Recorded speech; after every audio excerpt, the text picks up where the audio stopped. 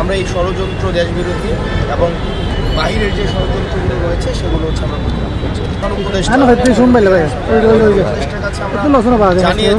দ্রুততম সময়ের মধ্যে বিচার সংস্কার এবং নির্বাচনের রোডম্যাপ প্রকাশ করা, এই সার্বিক বিষয়গুলোতে আসলে জনগণের যে মতামত রয়েছে বা জনগণের যে প্রত্যাশা রয়েছে, জন আকাঙ্ক্ষা, সেগুলো হচ্ছে জানার জন্যই হচ্ছে আমরা এটা শুরু করেছি। আমরা চট্টগ্রাম দক্ষিণের মধ্য দিয়ে শুরু করেছি।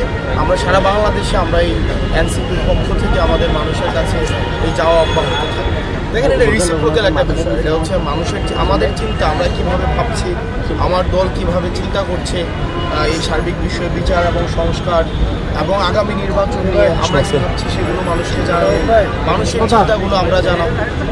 যেটার মিথস্ক্রিয়ায় হচ্ছে আমরা একটা হচ্ছে জনগণের ভাবনাগুলোকে তো আমরা কর্মসূচির মধ্যে থেকে রাজনৈতিক দল প্রকাশ করি, আমরা কর্মসূচির মধ্যে দিয়ে আমরা প্রকাশ করবো। সেটির জন্য হচ্ছে বিভেদ বিষয় হচ্ছে পলিসির জায়গা থেকে রাজনৈতিক দলের মধ্যে মতপার্থক্য থাকবে।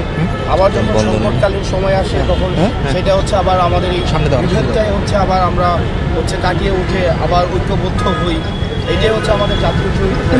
সেই জায়গা থেকে মতপার্থক্য এই বিষয়গুলো হচ্ছে যেমন চলমান রয়েছে, আবার জাতীয় সংকটকে উত্তরণের জন্য হচ্ছে আবার সামগ্রিক প্রচেষ্টা অব্যাহত রয়েছে।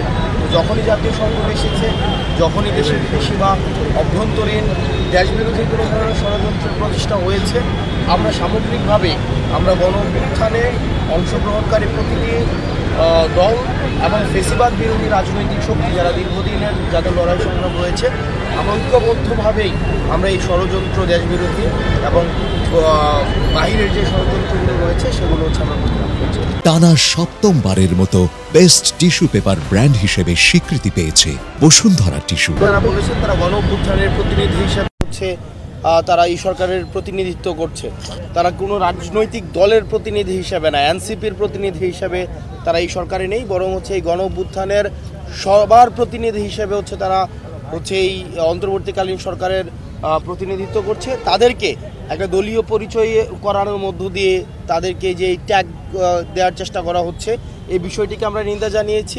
একই সাথে আমরা এই বিষয়টি বলেছি যে যেই ছাত্র দুইজন উপদেষ্টা রয়েছে তারা গণ-অভ্যুত্থানের তারাও প্রতিনিধি হিসেবে সেখানে রয়েছে, সুতরাং এই বিষয়টিকে প্রাধান্য দিয়ে তাদের যেন সম্মানহানি না হয় এবং প্রতিনিয়ত যেভাবে তাদেরকে এনসিপির সাথে অ্যালাইন করা হচ্ছে আমরা সেই বিষয়টির নিন্দা জানিয়েছি। আর আজকে যেহেতু আমাদের মৌলিক সংস্কার এবং হচ্ছে নতুন সংবিধান, আইনসভা এবং গণপরিষদ নির্বাচন একই সাথে হওয়া, বিচার সংস্কারের এই যে দাবিতে জনমত গঠন প্রক্রিয়ার অংশগ্রহণ করানোর জন্য হচ্ছে আমরা মানুষের কাছে যাচ্ছি, এটাই হচ্ছে আজকে আমাদের মূল প্রোগ্রাম। সেজন্য আপনাদের সবার সহযোগিতা চাই। গণমাধ্যম কর্মীরা আপনারা যারা এসছেন, আপনাদের যে সেই জুন থেকে আপনাদের নিরলস পেশাদারিত্বের পরিচয় আপনারা দেখাচ্ছেন, সেটার প্রতি আমরা এনসিপির পক্ষ থেকে আপনাদের প্রতি কৃতজ্ঞতা প্রকাশ করছি।